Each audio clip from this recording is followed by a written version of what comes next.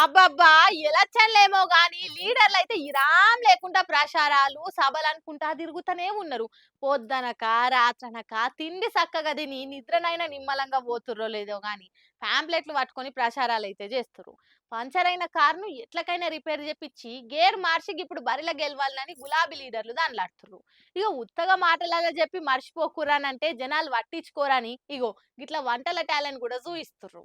ఆ రావాలమ్మా రావాలే ప్లేట్ 30 రూపాయలే గరం గరం మిరపకాయ బజ్జీలు నోరు గాలేంత ఉడుకుడుకు ఒక్కసారి తింటే మళ్ళా 10 మందిని తెచ్చుకుంటారు తోడుకు ఏమో అనుకున్నాం గాని ఎర్రబెల్లి సార్కు బానే చేయి తిరుగుతుంది మరిగా ఓట్లు రావట్టాలంటే గిట్ల గంట పట్టవలసిందే సారు. పాలకుర్తిలా 7 నూతల ఊళ్ళే లోకల్ లీడర్లతో కలిసి మాజీ మంత్రి ఎర్రబెల్లి దయాకర్ రావు సారు ఇంటింటి ప్రచారం చేసిండు. ఇక అప్పుడే సాయంత్రం పూట రోడ్డు పక్క పొంటి మిర్చి బండి కాడ ఓ అన్న బజ్జీలు వేస్తుంటే ఆయన తానికి పోయి చేతులు జలిగంటే గుంజుకొని సార్ బజ్జీలు కాల్చుకుంటా ఓట్ల ప్రచారం చేసిండు గిట్లా.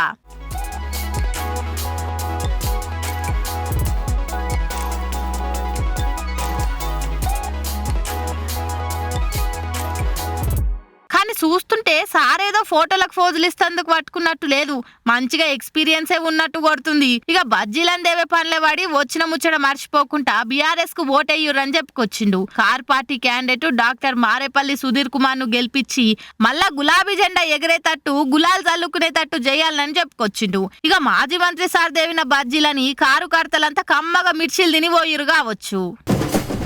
ఎమ్మెల్యే, ఎంపీ, ఎమ్మెల్సీ ఎన్నో ఎలక్షన్లల్లా ఎన్నెన్నో తీర్ల ప్రచారాలు ఎందరెందరో లీడర్లు జయంగా మీరు చూసుంటారు. కానీ ఇటువంటి ప్రచారం అయితే నెవర్ బిఫోర్ ఎవర్ ఆఫ్టర్ అంత కొత్తగా ప్రచారం చేసి వార్తలకి ఎక్కేటైన ఎవలో మీకు కూడా తెలుసు కదా. ఆ ఆ ప్రజానేత ఓట్ల రికార్డుల మోత పేదల కోసం వినిపించే కూత మన పాల్సారు. మరి అంతగానం కొత్త తీర్లా ఎట్లా ప్రచారం చేసిండు అనంటే పాలు లేకుండా సాయ పెట్టొచ్చేమో గానీ పాల్ ప్రస్తావన లేకుండా పాలిటిక్స్ ముచ్చట పెట్టలేము. 2 తెలుగు రాష్ట్ర రాజకీయాల్లో ఆయన క్రియేట్ చేసుకున్న మార్కు, పక్క పార్టీలకు ఆయన పెట్టే సురుకు, ప్రసారంలో ఆయన పెట్టే ఉరుకు అట్లుంటాయి. మరి ఏపీ జనాలు ఏండ్ల సంధి పడుతున్న తన్లాటం తీర్చేతందుకు నేను లేకపోతే ఏమైపోతారో ఈ జనాలు అని దేవుని లెక్కొచ్చిన పాల్సారు పాపం ప్రసారంలో ఇరాం లేకుండా తనలాడుతున్నాడు. ఎట్లన్నా చేసి ఏపీ సీఎం అయిపోదామని గాజువాక ఎమ్మెల్యేగా ఎన్నికల్లో పోటీ చేస్తున్న పాల్సారు జనాల తానికి పోయి బండ గుర్తు పెట్టుకోరి మనది కుండ గుర్తు అని చెప్పుకుంటూ తిరుగుతున్నాడు. మరి ఒక్కొక్క ఇంటికి తిరుగుతాము పొద్దుమిగితే మొగోళ్ళంతా ఒక్కతాను దొరికే వైన్స్ కాడికే ప్రచారం చేస్తే కాదా అని చక్కగా అయితే బయలుదేరిండిగా వైన్ షాప్ ముంగట లైన్లో నిలబడి కోట్ర సీస కొని మందుబాబులకు మద్దతు తెలుపుకుంటూ ప్రచారం చేసిండు. ఏదో ఉత్తగోని వెనకకు మరలిపోకుండా ఏపీ సర్కార్ ఆయన స్టైల్ అరుచుకున్నాడు. ఇట్లా 150 రూపాయలు డూప్లికేట్ డ్రింక్, ఇది రోజుకి 5-10 తాగి భార్య పిల్లల్ని కొట్టి అందులో ఒరిజినాలిటీ కూడా లేదు కొన్నాయినే చెప్తున్నాను, నేను చెప్పట్లేదు.